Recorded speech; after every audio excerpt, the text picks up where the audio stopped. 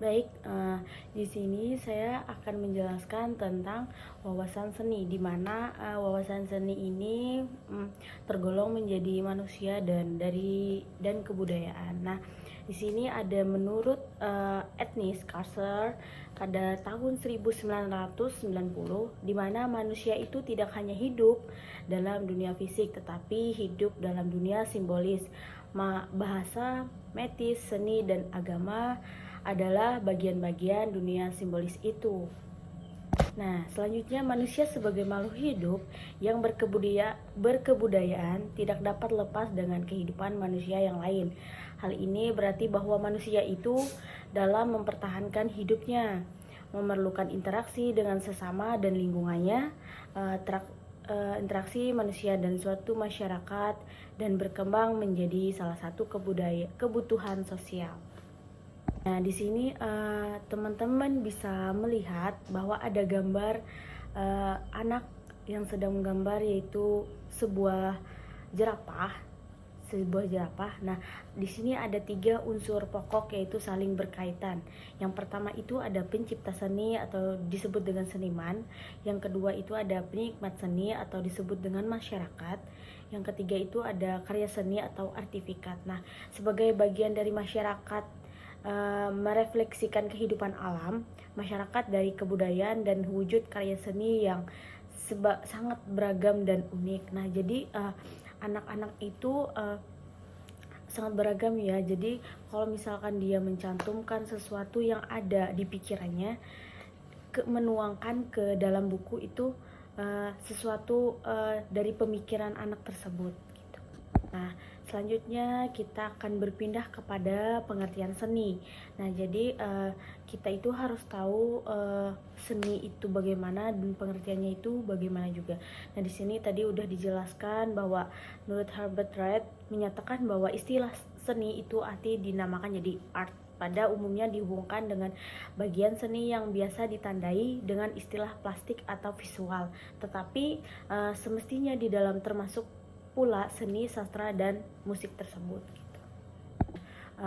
Pada sejak zaman Yunani kuno, abad ke-18 ialah masalah yang berkaitan dengan keindahan atau disebut dengan beauty. Para filsafat mempersoalkan tentang keindahan, di mana baik yang berkaitan dengan seni maupun yang lainnya. Tuh.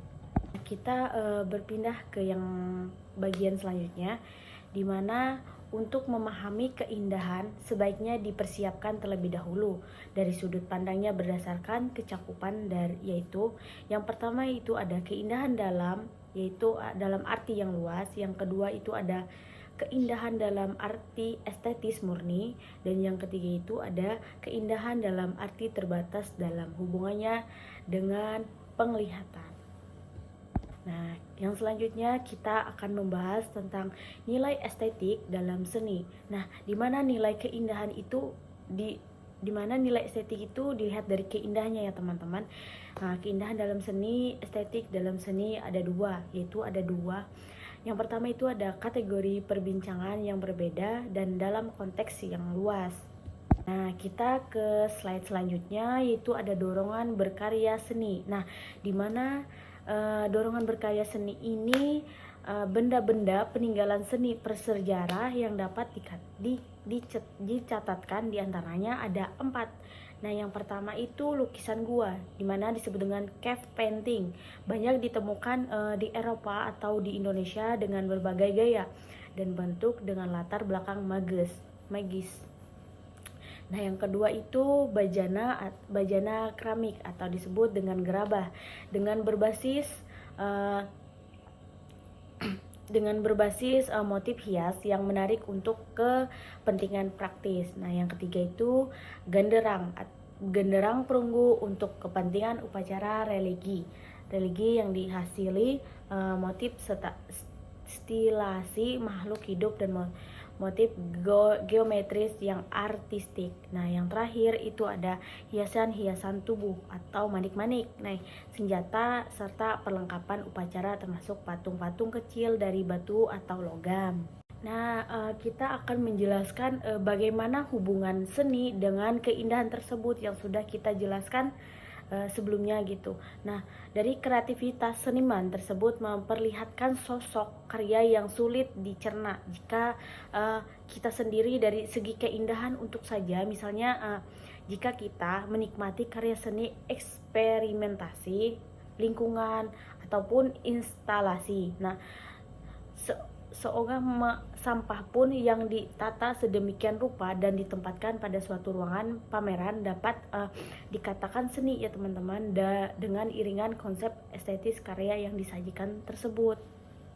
Nah, selanjutnya kita akan membahas alam sebagai sumber pencipta seni.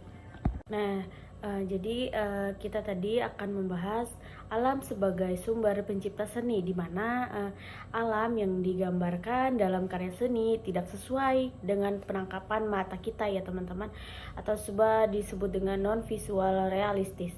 Nah, alam juga digambarkan secara simbolis melalui wujud-wujud tertentu, patung-patung Buddha bukan gambaran orang ataupun dewa yang sedang bersemedi, melainkan gambaran ketenangan, keluhan atau kesempurnaan sang Buddha patung. Buddha tidak realistis ya teman-teman, Buddha tidak realistis namun cenderung yang bersifat simbolis. Nah, perhatikan rambutnya, sikap tangannya, otot-otot ataupun postur tubuhnya yang tidak tampak menampilkan bentuk anatomisnya.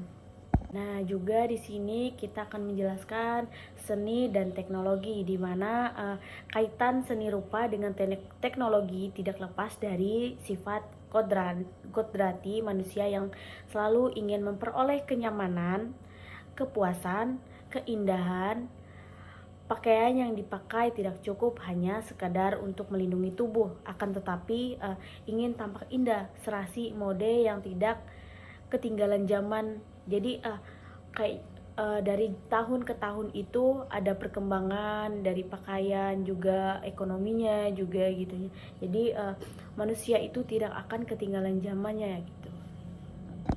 Sekian dari pemaparan saya tentang wawasan seni. Tadi juga udah dijelaskan pengertian manusia dan kebudayaan, dan juga tadi udah menjelaskan tentang ada 3 unsur pokok yang saling berkaitan, yang ada penciptaan seni tadi, penikmat seni, karya seni juga, dan juga tadi kita sudah mendalami dari pengertian seninya juga.